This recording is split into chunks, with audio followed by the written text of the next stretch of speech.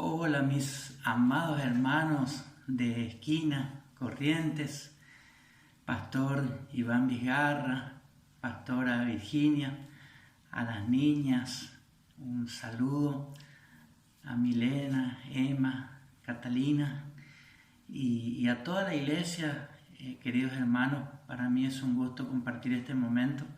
No puedo decir verlos porque yo no los veo, ustedes sí me pueden ver a mí, pero para mí es un placer poder dirigirme, al mismo tiempo de pedirle disculpas que tardé un poquito en hacer este video para comunicarme con ustedes y compartir esta reflexión breve que había acordado con el pastor Iván Vizgarra.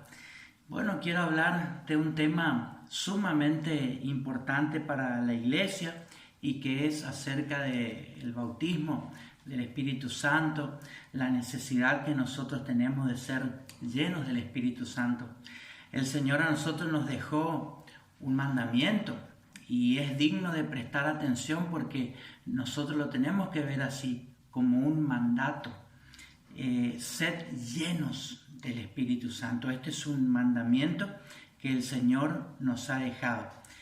Si nosotros no damos interés y no tenemos en cuenta así como tal, como un mandamiento, entonces la iglesia cada día se volverá más insípida, insignificante, menos impactante, menos influyente, cada vez más fría y más insensible.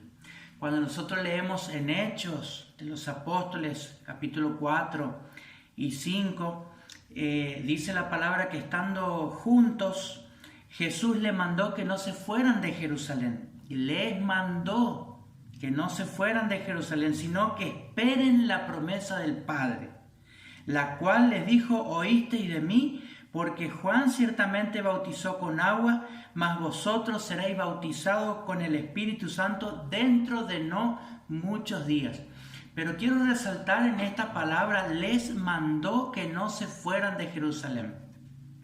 Siempre digo reitero en varias oportunidades que había unos 500 discípulos y la Biblia dice más de 500, o sea que no eran 500 solamente, sino más de 500, como dice la Escritura, que recibieron la orden y lo vieron al Señor Jesús resucitado y que Él ascendió. Y dice más de 500 hermanos en 1 Corintios capítulo 15, que debe ser el versículo tal vez 4 al 6, por allí. Pero me llama la atención que solamente unos 120, que puede ser más o menos, que estaban en el aposento alto. Y la pregunta mía siempre fue: ¿dónde estaba el resto para llegar a los 500? Y era la gente que no tuvo en cuenta como un mandamiento y seguramente después, tal vez recibieron después el bautismo, pero el privilegio lo tuvieron los 120 en el día de Pentecostés. O sea que a veces a nosotros nos cuesta entender los planes que tiene el Señor. Cuando los discípulos escucharon este mandamiento, en lugar de creer y captar lo que los discípulos, lo que el Señor le estaba diciendo, los discípulos no captaron la idea de lo que realmente el Señor Jesús le decía. Incluso en el texto allí original que nosotros estamos considerando de Hechos de los Apóstoles, los discípulos comenzaron a hablar: ¿cuándo restaurarás el reino de Israel? Y ellos llenos de preguntas así, tal vez muy de ellos, muy personales, de intereses de ellos, pero no estaban comprendiendo lo que el Señor Jesús les estaba queriendo decir. Muchas veces nosotros no tenemos la comprensión de las cosas como el Señor las tiene. Y ellos hacían este tipo de preguntas y no estaban comprendiendo cabalmente qué es lo que el Señor Jesús les estaba queriendo decir. La respuesta que el Señor Jesús le da cuando ellos dicen: ¿cuándo restaurarás el reino de Israel?, es un poco desconcertante y la respuesta no está orientada a satisfacer la curiosidad de ellos, ni las inquietudes que las personas pudieran llegar a tener. La respuesta es una respuesta interesante que Jesús le dice: pero recibiréis poder cuando haya venido el Espíritu Santo sobre vosotros, y me seréis testigos en Jerusalén, en toda Judea, en Samaria y hasta lo último de la tierra. Yo creo que la respuesta que ellos esperaban no eran esa justamente, pero es la respuesta que hoy necesita la iglesia. Es recibir poder. ¿Para qué? Para impactar al mundo. ¿Cómo haremos nosotros para impactar en medio de una sociedad con un ambiente reinante como el que nosotros hoy podemos ver? Aborto, eutanasia, educación sexual integral en las escuelas, ideología de género, divorcio, segundas nupcias, promiscuidad sexual, droga, violencia, agitación social. ¿Cómo respondemos ante esto? Y allí viene el pero del Señor Jesús: pero recibiréis poder cuando haya venido el Espíritu Santo. ¿Qué vamos a recibir? Poder. De la palabra dunamis, de donde viene la palabra dinamita, o de donde viene la palabra dínamo, que es un generador de energía. Y eso es lo que nosotros necesitamos. Nunca se ha inventado la máquina que se impulse siempre por sí misma, sin una energía exterior que no sea el carbón, el gas o el petróleo o energía atómica. Sin embargo, el Espíritu Santo es una energía, es un dínamo y un poder permanente dentro de nosotros, que no hace falta una fuente o energía exterior, porque Dios nos da desde el cielo esa gracia y ese poder que viene a habitar en nuestras vidas para darnos el poder. Es una buena consideración a tener en cuenta. Todas las máquinas funcionan por energía externa y se necesita recargar. Sin embargo, el dunamis, el poder de Dios, del Espíritu Santo que viene sobre nuestras vidas, es una energía que se retroalimenta sola en nuestro interior y que viene desde el cielo. Ahora, ¿cuándo y en qué momento va a venir? ¿No? Es tal vez la pregunta. El cuándo a nosotros nos habla de un tiempo. Nos habla de un momento. La palabra cuando está asociada al tiempo. Es el indicador de un momento en el que se van a dar las cosas. ¿Recibiréis poder? ¿Cuándo? Cuando haya venido el Espíritu Santo sobre vosotros. El cuándo es una palabra muy importante y muy usada por nosotros. Cuando yo me jubile, cuando yo me reciba, cuando yo me case, cuando tengamos un hijo. El cuándo está hablando de un condicionante que es el tiempo. Y el cuándo me dice que el poder, el dínamo, yo lo voy a recibir cuando el Espíritu Santo venga sobre mi vida. No antes.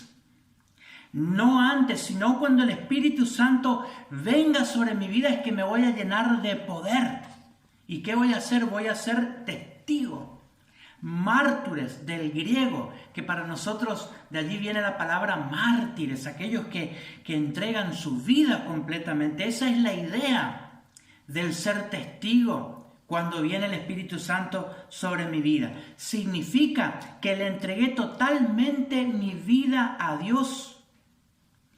No lo tomemos a esta palabra simplemente como aquellos mártires que tuvieron que dar su vida o morir, algunos crucificados, otros como Esteban, otros decapitados. No solamente eso, tomemos esta palabra en el sentido de que yo me entregué a Jesús y por lo tanto ya morí a mí mismo. Con Cristo estoy juntamente crucificado, dijo Pablo, y ya no vivo yo, mas vive Cristo en mí. O sea, que Pablo no vivía. Pablo fue un mártir antes de ser mártir. No sé si se entiende, interesante. Pero nosotros debemos morir antes de morir. Y ahí está la palabra testigos, mártires. Ser personas que estamos muertos, pero vivos para Cristo y para servirle a Él. Muertos para el mundo, muertos para el pecado, pero vivos para el Señor y para su servicio. Significa que yo no me tengo que andar entregando y reconsagrando cada tanto o de tanto en tanto. ¿Por qué? Porque ya le entregué mi vida al Señor.